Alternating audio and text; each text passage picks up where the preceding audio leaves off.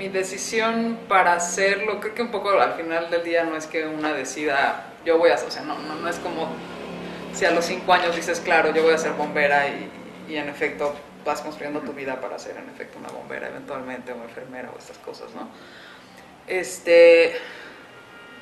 Yo al principio, por ejemplo, jugaba con la idea del diseño gráfico un rato, después además empecé pintando, es decir, creo que puedes, o sea, es una elección sí y no, ¿no? O sea, va sucediendo y es una mezcla entre las cosas que eliges y lo que te toca y lo que te vas topando y lo que te va moviendo o lo que te va diciendo cosas, ¿no? Ya que empecé a dedicarme al arte, más bien empezó a haber empecé a tener una conciencia de las cosas que me interesaban dentro de pues esto, ¿no? Del arte, ¿no? Y te dije todo el preámbulo porque creo que, o por lo menos en mi caso, creo que en general, o sea, llegamos al arte pues, desde un desconocimiento absoluto de lo que es, y lo que se vuelve interesante es que sea lo que es para ti, ¿no?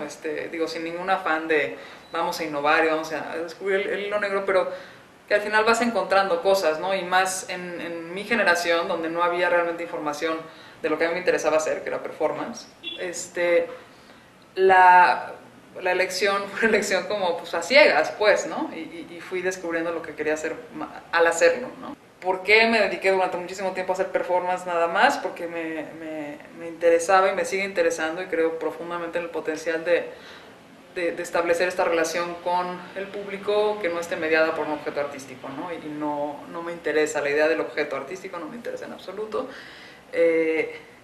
Primero por lo que significa en términos como de la construcción del objeto y después por su liga con el mercado, ¿no?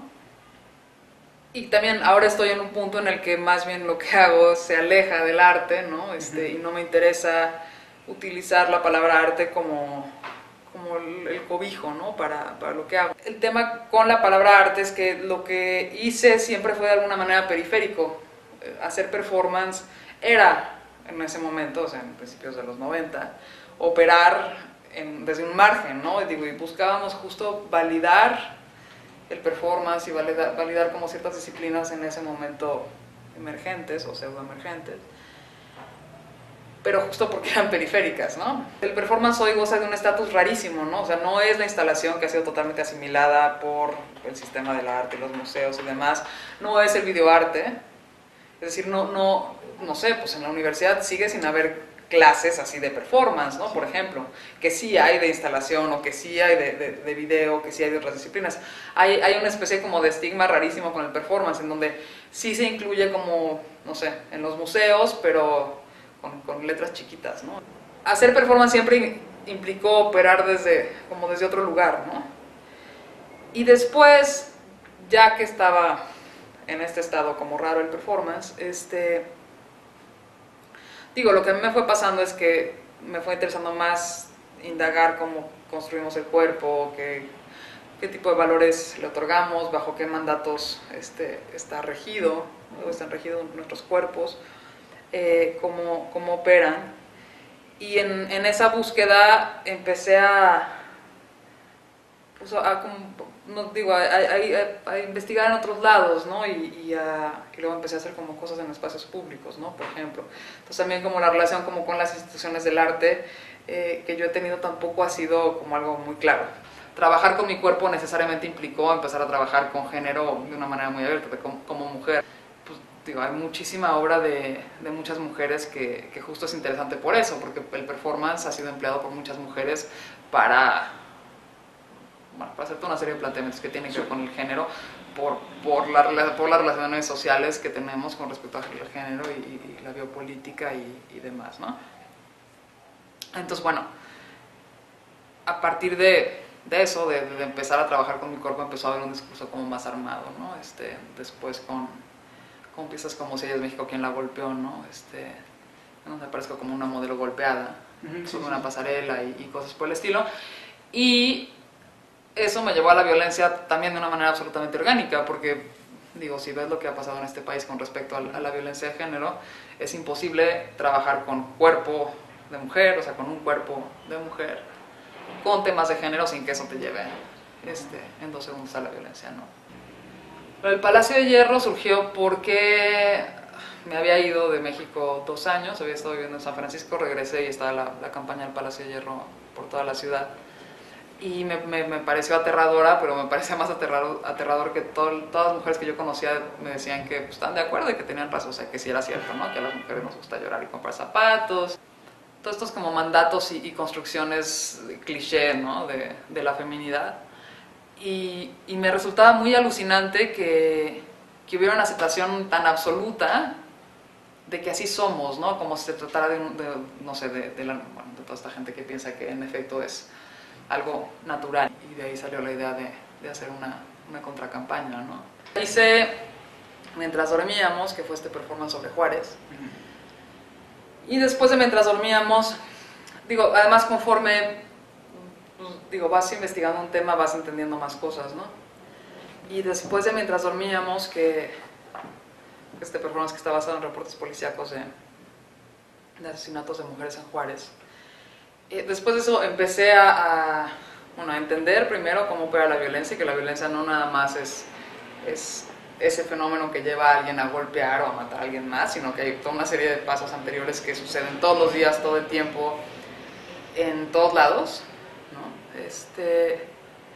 Y también a la par, la violencia de género empezó a crecer, o empezó a ser más visible, y me empecé a dar cuenta que esa violencia de la que había estado hablando en Juárez, en esa pieza sobre Juárez, desde una distancia, no estaba solo allá, ¿no? Sino que estaba aquí y acá, o sea, en todos lados. Sé y que por lo mismo no sé, por lo menos yo no puedo voltear la cara y jugar a que me interesa otra cosa, ¿no? O sea, como mujer es algo que me atañe, que me toca y que me marca todos los días, ¿no? Mi idea inicial era, voy a entrevistar a mujeres y a ver qué pasa, ¿no? Me preparé un super cuestionario de 25 preguntas que a la tercera dije, esto no sirve de nada, esto es como estadística y no me dice nada. Y más bien empecé a preguntarles a las mujeres, ¿qué me quieres contar? Cuéntame cómo llegaste aquí, cuéntame quién eres, y eso me empezó a llevar a diferentes lugares. Está desde una pieza que tiene todo que ver con un cierto testimonio, ¿no? Que como 14 de febrero, ¿no? Que esta pieza en la que entregué chocolatitos en semáforos de Revolución, con partes del testimonio de una chava que vendía, que su esposo lo obligaba a vender dulces en un semáforo.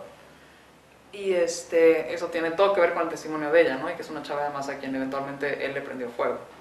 La entrevisté la primera vez que fue al refugio, salió, volvió con el tipo y casi la mata y regresó al refugio, ¿no? O sea, tuvo dos, Pues bueno, en esa pieza está totalmente basada en el testimonio de él y en compartir las palabras de ella, ¿no? O sea, la experiencia y las vivencias de ella, ¿no? Porque además fui entendiendo, por ejemplo, que los testimonios tienen un poder alucinante, porque como mujeres tener una voz y ejercerla no es algo que esté dado, es algo que conquistas, ¿no? Entonces, de entrada, poder contar tu experiencia y decir, a mí me pasó esto, ¿no? Y además yo lo viví de esta forma, y esta forma es tan legítima o tan válida como la tuya, o como la de ella de enfrente, o como la de quien sea, ¿no? Es un acto muy, muy poderoso. Y luego además la voz de las mujeres en espacios públicos, ¿no? En espacios públicos que suelen ser espacios totalmente masculinos, ¿no? O sea, en los mandatos de género, digo, en la lectura más obvia y más, digamos, directa, los espacios privados son los espacios femeninos y los espacios públicos son los espacios masculinos, ¿no? Claro que hay avances en ciertos lugares y con respecto a ciertas cosas, ¿no? Pero los números siguen creciendo, o sea, y digamos, la violencia hacia las mujeres no ha disminuido en absoluto. No sé, por ejemplo, si vemos en Juárez, creo que era en 2009 y en 2010, que los homicidios en esos 2 años eran superiores, en esos 2 años, a todos los que se habían producido hasta entonces. De verdad ha habido un cambio alucinante, de verdad tenemos algo por lo cual congratularnos, ¿no? Yo creo que no, y yo creo que además, si tú piensas, por ejemplo, en que ahora no solo hay que crear como mecanismos para defender a las mujeres, sino mecanismos para defender a las defensoras de las mujeres, porque ahora claro, ahora matan a las defensoras de las mujeres. También la otra cosa es que en efecto, digo, trabajo con violencia de género, pero algo que me interesa muchísimo también y que creo que tiene que ver con lo que están haciendo ustedes es que otro de los temas que tampoco se trata como demasiado y que creo que es fundamental es dejar de pensar desde una visión binaria del género, ¿no? Y de verdad como preguntarse si qué tanto nos sirve o cómo opera el género, o sea, porque además el género es la primera definición. Antes de ser mexicano, antes de ser, no sé cuánto, joven, viejo, antes de ser blanco, negro, eres hombre o eres mujer. O sea, tu primera definición, tu primera marcador de identidad es el género, ¿no?